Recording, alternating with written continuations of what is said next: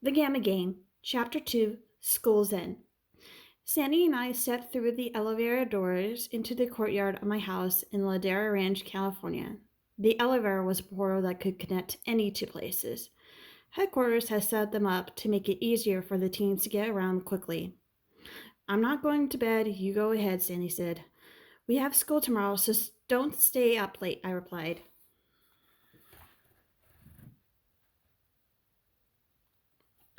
I went into my casita, locking the glass door behind me and crawling into bed. I immediately dozed off into a dream. My dreams were usually strange, but this one was the wildest. I saw a white building in the desert on top of a cliff overlooking a beach that looked like a prison. I saw a path that led to it. Within my first step, I was already in front of the prison. I took another step and I was inside a cell with beautiful, strange butterflies. Somehow I realized this wasn't a dream. It was a real place. I knew it, and I was alone. The butterflies glowing in different colors were flying all around me. One had a broken wing. I reached out, but when I touched it, the butterfly turned to blue dust. The scene changed. I was now in a laboratory. There was a technician who looked ready to inject something into a fairy. I jumped towards them and with my left hand reached out to touch the fairy. What are you doing? Get away from that thing.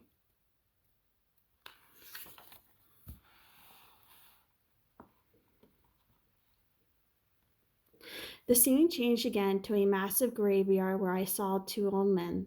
The first was very tall, almost 8 feet, bald and skinny. His skin was green and textured like a snake. He was wearing a lab coat, black pants, and brown shoes. The second man was shorter, extremely muscular, with short blonde hair and skin covered in weird markings that looked like some language.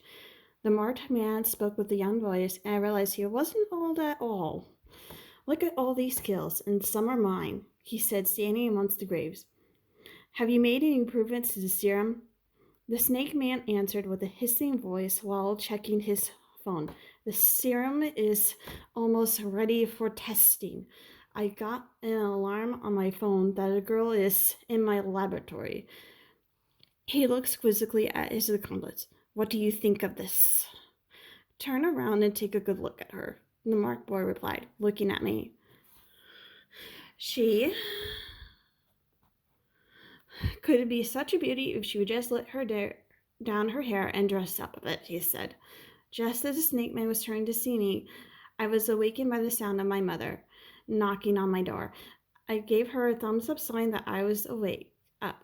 I felt as if I hadn't slept. I was shaking all over and it took me a second to stop. I looked down to see the butterfly and fairy from my dreams were on the back of my hands. What the heck? I sat there stunned and knew I had to talk to Dr. Wolf.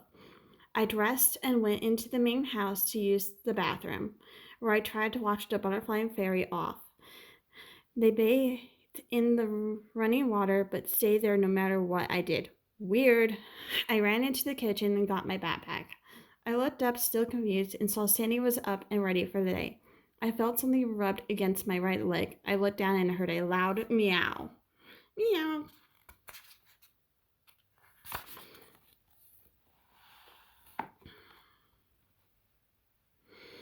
Good morning, George. Johanna, are you ready for school? Asked a voice. I looked down and saw my cats, Mickey and Garfield. Mickey is a magical black talking cat, a gift from Dr. Wolf for becoming a secret keeper. Garfield is an orange tabby with green eyes, old, fat, and can't talk. We found him on our property back in New York.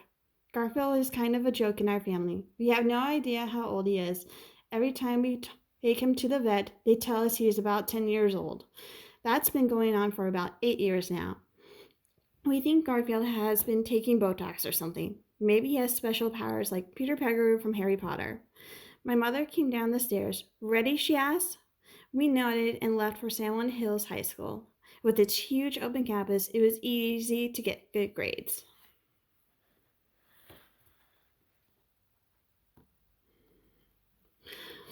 I said bye to my mom as she dropped us off, looked at Sandy and said, I'm off to hang with my friends. See you later. Wait, did you sleep? Sandy asked. You look tired. As we walked towards my class, I said, I had a dream. Well, I don't think it was a dream at all. In fact, I think it was actually at a real place. Describe this dream, and I mean all of it, Sandy said. His demeanor shocked me. So he sat down near my class and I told him, okay, I'm not super sure where I was, but it seemed like it was a prison on the cliff overlooking an ocean.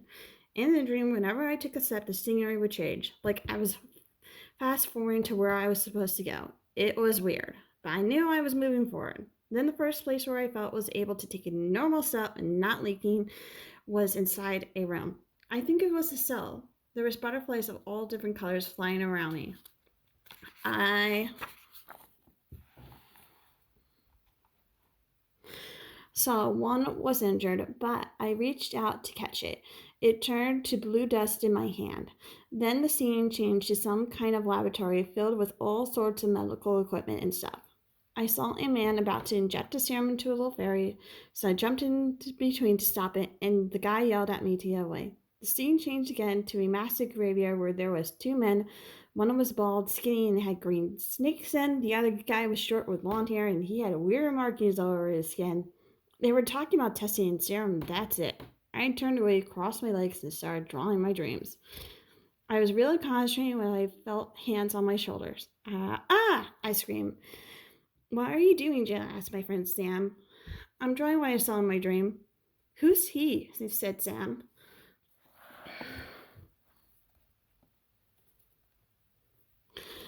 My name's George.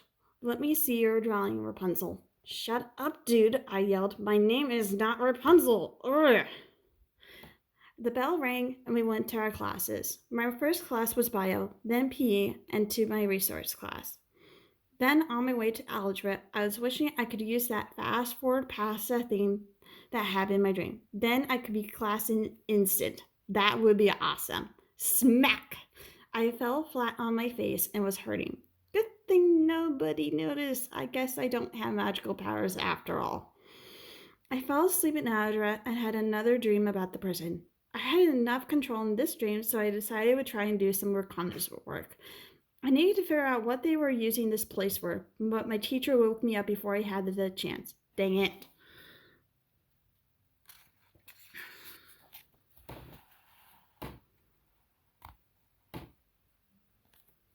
The bell rang, and I thought I would try the past death thingy again. My dreams felt so real. It had to work. I just knew I had magical powers. But this time, instead of ending up flat on my face, I was high in the sky above the school and then falling to the ground. I couldn't breathe. I was panicking. I'm gonna die, I thought. I felt sand against my body, pulling me and gently yanking me onto the ground. I saw Sandy with a frightened look. Then I noticed I was covered with scrapes and bruises. I was shaking all over. I had a nosebleed too, and my glasses were all scraped up too. I got up and walked towards my friends, sulking. Sandy tried to help me, but I told him to leave me alone because I was in no mood. I was mad. Why couldn't I make it work? Do never do that again. You need to talk to Dr. Wolf, Sandy said. We're to report to him after school for a mission, so you can tell him then. I rolled my eyes at him. Whatever. Off to my next class.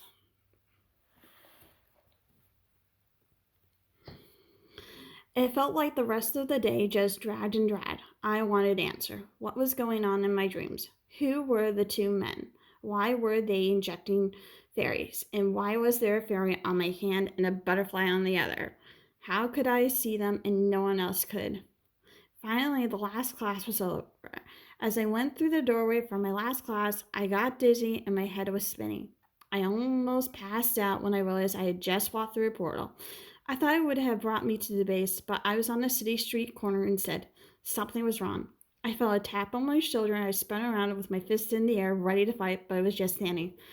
There was a misstep, and I think we are near the base in Spain, he said. How come we're in Spain? Why did the platform malfunction? I don't know, but I'm going to call Dr. Wolf and ask.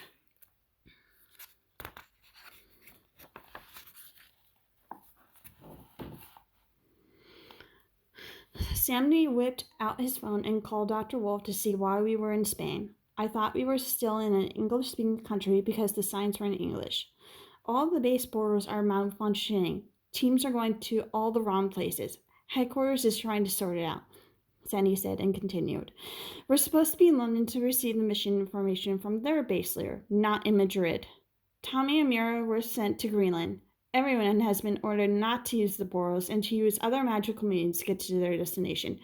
He had a grin on his face I did not like. Oh crap. He then grabbed my hand and took off, running right into a wall. Follow and subscribe on my social media and my YouTube channel. I also have a Patreon page where you can get early access and other benefits as well. See you later. Bye.